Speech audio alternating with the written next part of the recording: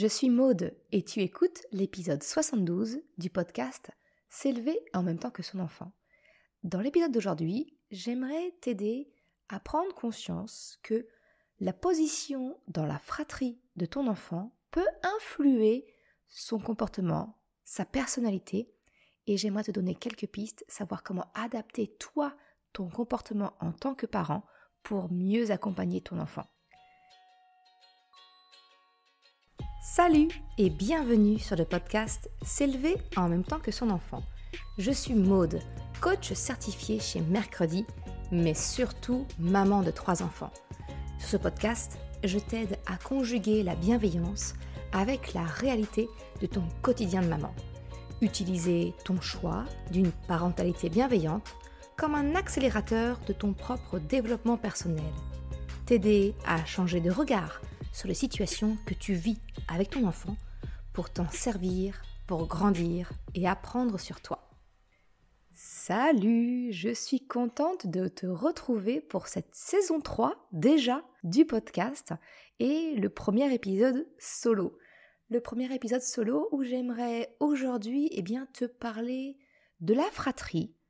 Comment finalement je constate que la position de ton enfant au sein d'une fratrie peut influer sur sa personnalité, son trait de caractère, son comportement, et comment, fort de cette nouvelle prise de conscience, comment t'aider à peut-être adapter ton comportement avec ton enfant pour soulager ou l'aider dans certains de ses traits de caractère, on va dire.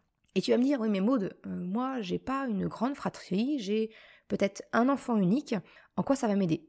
Eh bien quand même, je pense qu'il y a quand même des petits traits que tu pourrais éventuellement reconnaître et tu pourras toujours avoir bénéficié finalement de cette prise de conscience.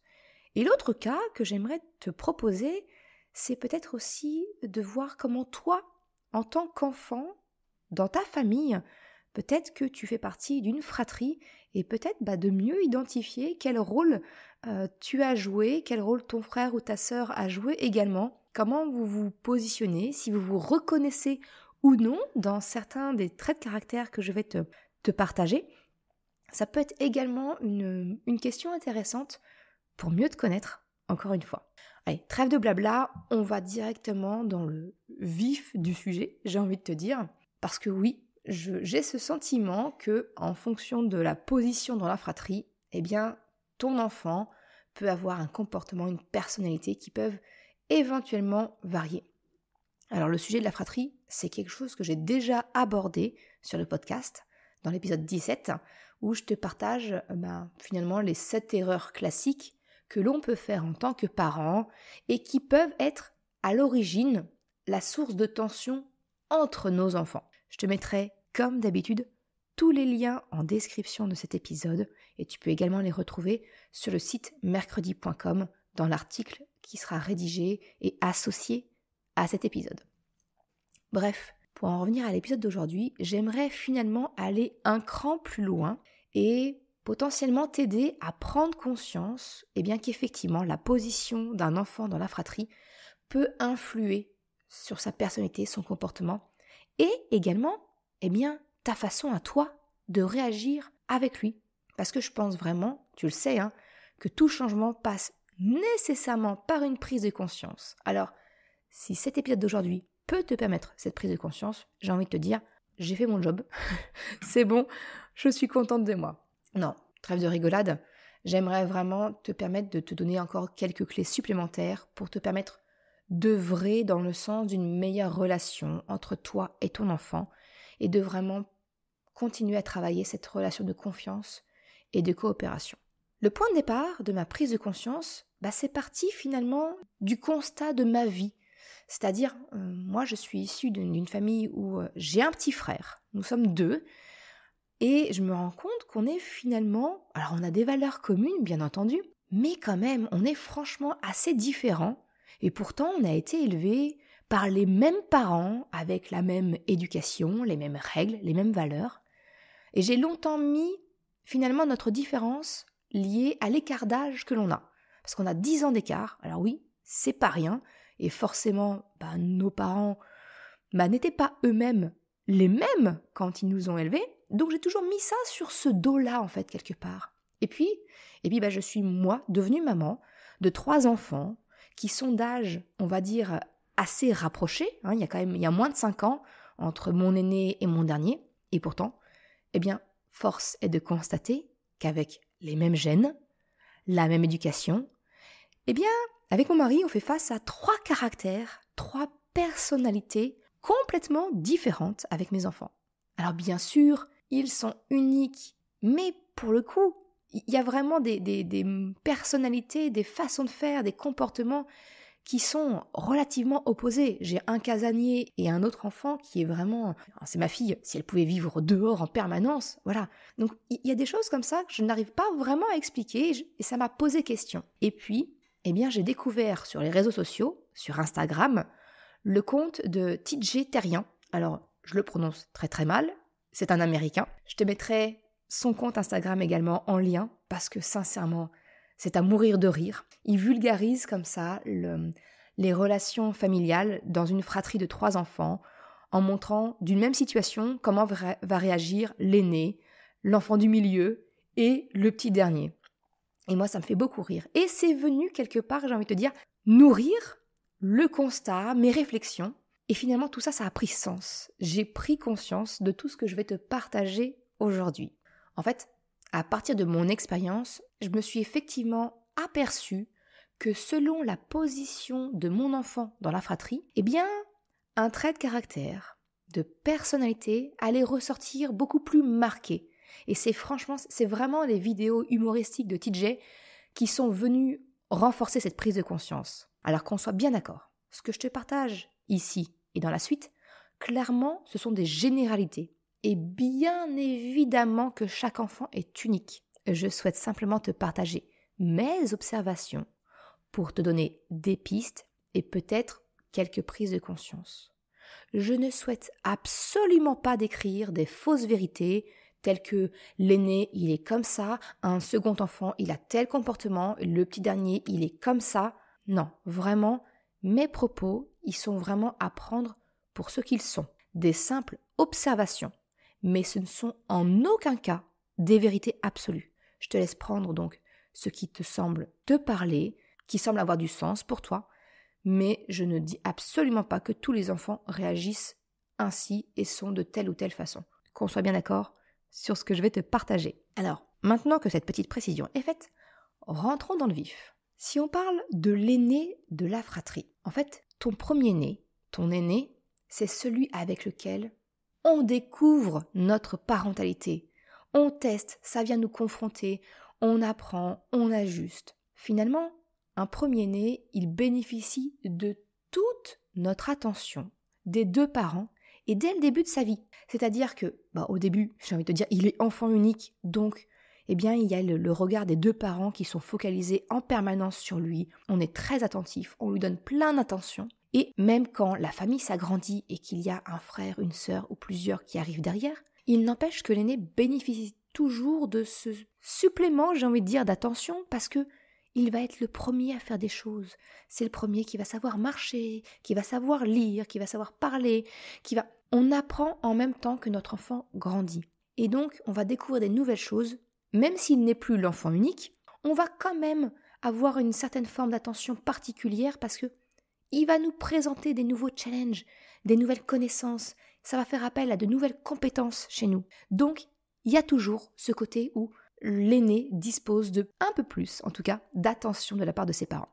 Ce qui en ressort, c'est que ce sont souvent, du coup, des enfants qui vont être curieux, assez attentifs. Et le fait est que, en devenant l'aîné, en devenant grand frère ou grande sœur, notre premier-né va quelque part endosser inconsciemment la responsabilité de prendre soin du frère ou de la sœur qui arrive. Ils ont donc souvent cette tendance à avoir cette capacité naturelle de prendre soin de l'autre, de chercher à rendre service.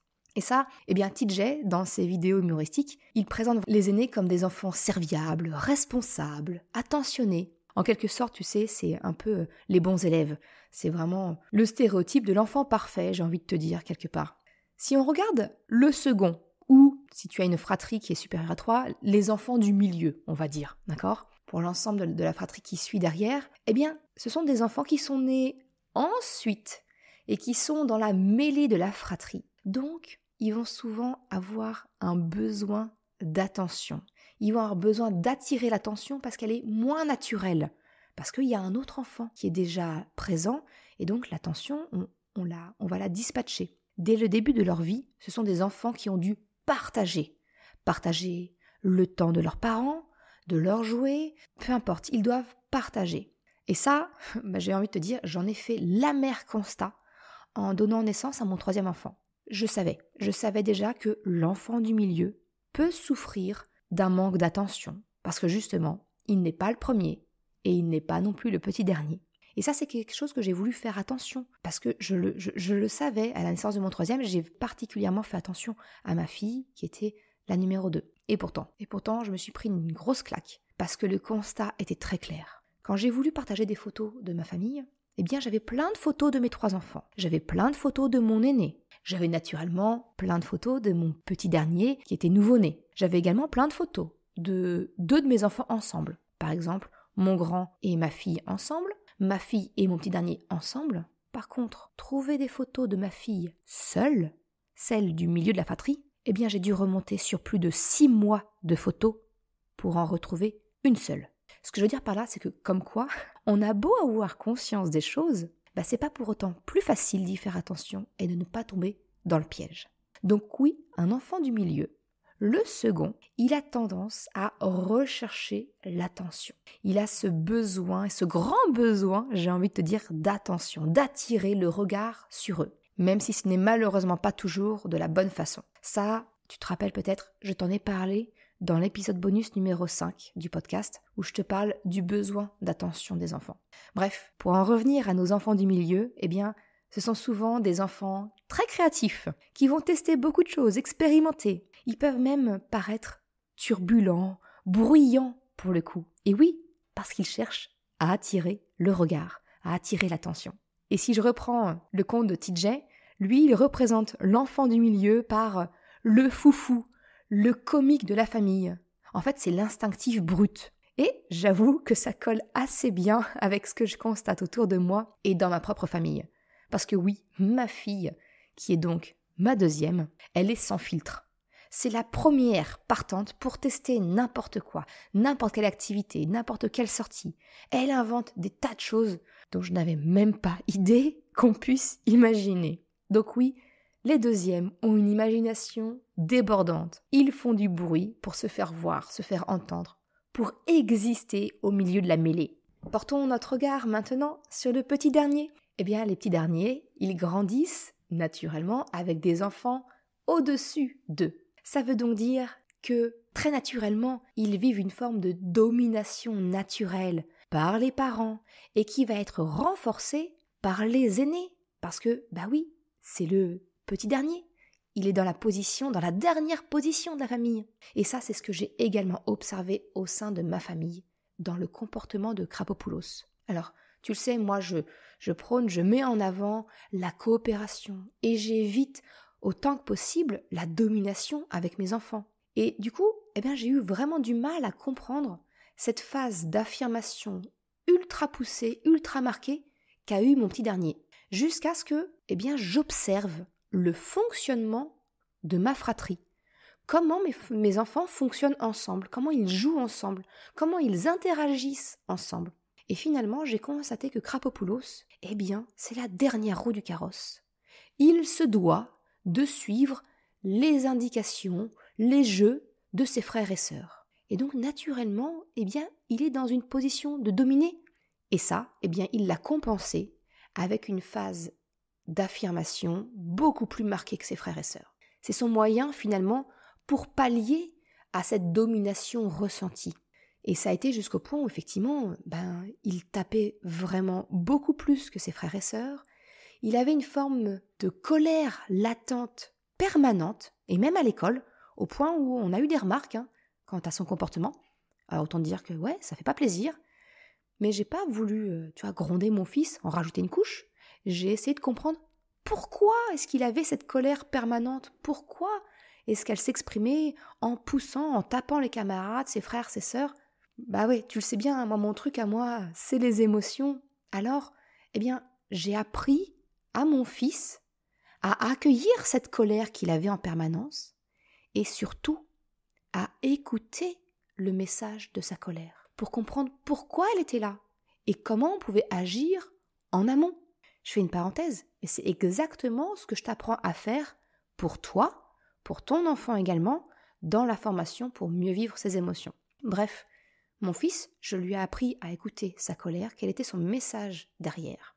Et on a compris qu'effectivement, il subissait en permanence les ordres, la domination des autres, et c'en était trop pour lui. Et le fait est que, quand il se faisait gronder, que ce soit à l'école, à la maison, on le réprimandait sur son comportement, tu vois, ça, le fait de se faire gronder, pour lui, ça en rajoutait une couche de culpabilité, de honte, et ça venait nourrir encore plus sa colère. Parce que quand il se sentait honteux, pour pouvoir mieux vivre cette honte, finalement, il était beaucoup plus facile pour lui de la rejeter et la colère reprenait le dessus. Parce que finalement, c'est un comportement très très humain. Parce qu'après tout, la meilleure défense quand on est blessé dans son ego, c'est l'attaque. Alors, il a été important de faire comprendre à mon fils que ce n'est pas lui que nous acceptions pas. Ce n'est pas lui que la maîtresse n'aimait pas, mais son comportement. La clé, pour moi, a été là sur le fait d'insister sur la différence entre son comportement, qui n'était pas acceptable, et son identité, qui il est. Ça, c'est quelque chose qui est primordial, et si tu souhaites creuser le sujet, je t'en ai parlé dans l'épisode 34 du podcast. Le piège du « je suis ». C'est vraiment très important, je pense, et encore plus quand on parle d'un petit dernier. Un autre comportement que j'ai observé chez les derniers, ce sont les chouchoutés. Ce sont ceux dont tout le monde prend soin. Parce que oui, effectivement, d'un côté, ils vont être dominés, mais d'un autre côté, ils vont aussi être un peu dorlotés, pris en charge. Ils sont beaucoup plus entourés.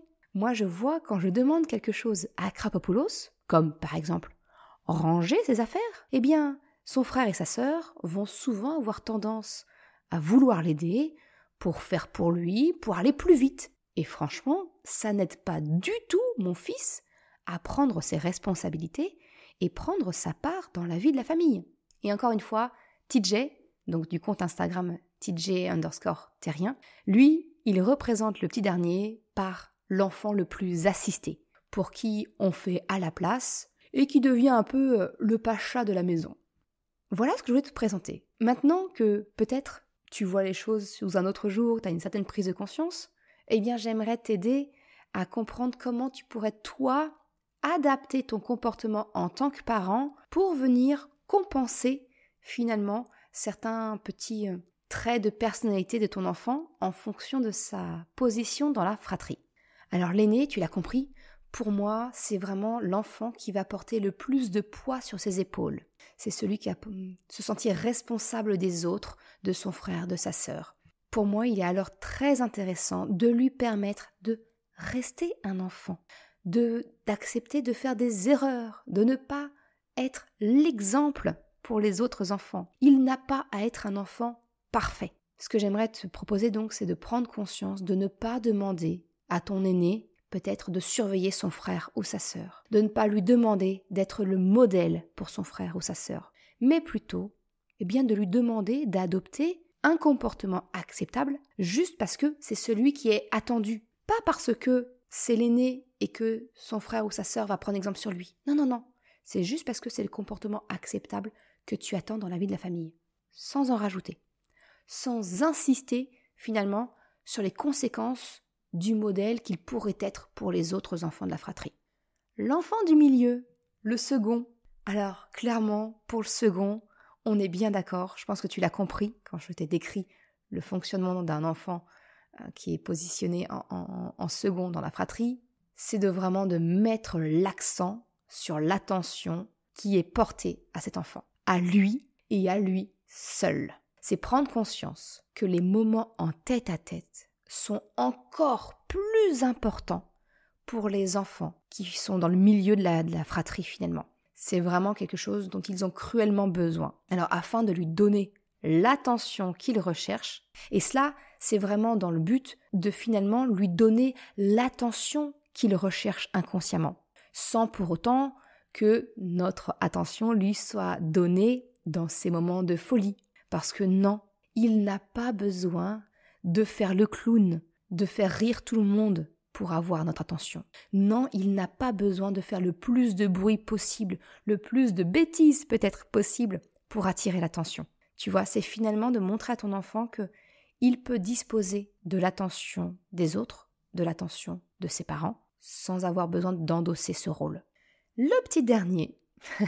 Alors, effectivement, si je t'ai conseillé de retirer un peu de poids de la responsabilisation qui pèse naturellement sur ton aîné, eh bien oui, il peut être intéressant d'en mettre un peu plus sur ton dernier né, afin qu'il justement il ne devienne pas l'assisté de tous les membres de la famille. Ce que j'entends par responsabilisation, c'est vraiment finalement de le remettre au centre de ses décisions, de lui faire vivre, expérimenter ce que sont les conséquences naturelles. Finalement, c'est de lui redonner du pouvoir, parce que ça aura vraiment le double bénéfice, d'une part, de le sortir d'une forme de domination, et d'autre part, de lui permettre de se responsabiliser et de ne pas être l'enfant assisté. Si je reprends mon exemple, dans mon cas, tu vois, ça a été justement de demander à mes deux grands d'arrêter de vouloir ranger la chambre de leur petit frère pour avoir un temps d'écran en famille. Parce que chez moi, la règle, le mercredi soir, je demande à ce que mes enfants, que la salle de jeu et que leur chambre soient rangées pour qu'on puisse avoir un temps d'écran en famille. Et souvent, ce qui se passait, c'est que Krapopoulos, du haut de ses 4 ans, il a bien compris que s'il mettait beaucoup de temps ou que si simplement il refusait de le faire, mon grand et ma grande, qui eux voulaient avoir des jeux vidéo, un film ou peu importe, allaient dire « Ok, on fait pour toi, vite !» et on l'a tous. Il avait très bien compris ça. Et moi, je lui dis non, là, d'une part, vous n'aidez pas Krapopoulos et vous ne m'aidez pas moi à faire en sorte qu'il comprenne qu'il a des responsabilités. Donc maintenant, ma règle, c'est simple, c'est que quand mes grands ont rangé leur chambre et la salle de jeu, et que Krapopoulos, lui, il continue de refuser de commencer à ranger sa chambre, ou peu importe, finalement, mais refuse de participer, la conséquence naturelle, c'est que mes grands peuvent, eux, commencer à regarder la télé, à jouer aux jeux vidéo, mais pas Krapopoulos. Parce qu'il n'est pas question que le petit dernier vienne pénaliser les deux grands qui, eux, ont rempli leur part du contrat. Et c'est en expérimentant ça que mon fils comprend qu'il y a des conséquences naturelles et que oui, il doit ranger ses affaires, ses jouets, sa chambre. Ça a rouspété 2-3 fois et maintenant il commence vraiment à comprendre et il le fait naturellement. Alors qu'on soit bien clair, oui, je l'aide à ranger, mais j'attends qu'il soit proactif et qu'il s'y mette. Et là, je me mets avec lui et je l'aide, je l'encourage. Parce que naturellement, il n'a que 4 ans. Mais je tiens vraiment à ce qu'il fasse preuve de responsabilité, qu'il démontre que lui aussi, il s'y met. Voilà le fruit de mes réflexions, de ce que j'ai pu constater au sein de ma famille, que ce soit moi dans ma fratrie ou mes enfants entre eux.